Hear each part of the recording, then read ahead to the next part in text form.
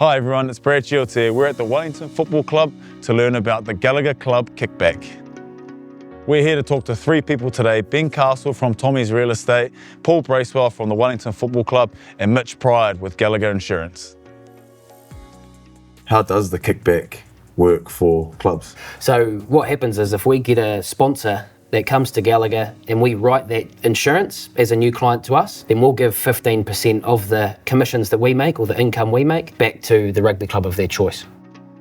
If you speak about the kickback, which club have you chosen and why have you chosen that club? The club of choice was Wellington Rugby Club. A lot of people who have been at Tommy's now or previously been at Tommy's have an affinity to the Wellington Rugby Club. Fairly easy decision to support this club who supports so many juniors and seniors and men, women and people who just love the game.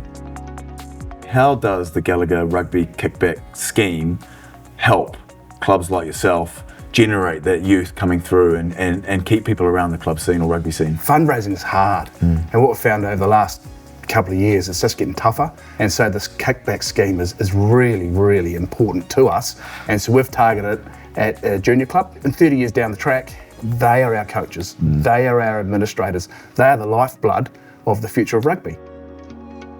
It's amazing that any contribution towards a club can help in the smallest or the biggest way possible. What sort of money are we talking? How much is available to New Zealand Rugby or community rugby? Every club on average would have 10 to 15, sometimes 20 sponsors, right? It doesn't matter how big they are. Each of them, if they bring their business to us, can generate some money to give back to the club. You could have someone that a donation could be upwards of $5,000 and you could have someone that's $500. But at the end of the day, it doesn't matter how big that number is. If we can stack those on top of each other, then the end number for the rugby club can be really big.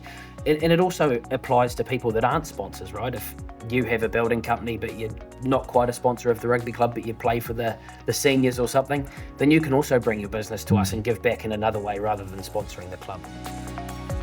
What do you think would happen if more businesses jumped on this kickback scheme in general? What do you think that would do for clubs across New Zealand? Well, it's huge, right? I mean, it's talk about sponsors and people who support the club through time, volunteers. It costs money to run clubs. So if people want to think about how do I give back a different way, the Rugby Club Kickback is a brilliant way to do it.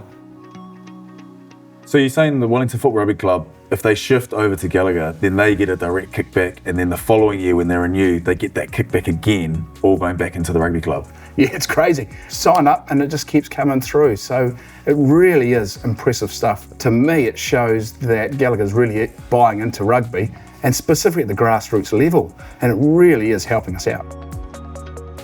And if I'm a business wanting to get involved, how do I go about it? First of all, we've got branches scattered all throughout New Zealand, so we're pretty easy to find in that respect. You can go through your local rugby club, they should be able to direct you in the right way, or as you say, go through your local PU and they'll have a rep assigned to them who they can steer you in the right direction.